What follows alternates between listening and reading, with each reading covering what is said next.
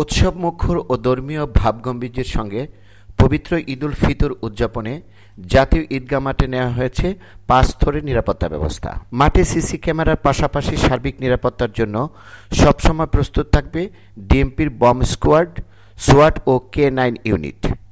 আজ রোববার ঢাকা মেট্রোপলিটন পুলিশের কমিশনার ঈদগাহ মাঠ পরিদর্শনে এসে তিনি সাংবাদিকদের একথা বলেন।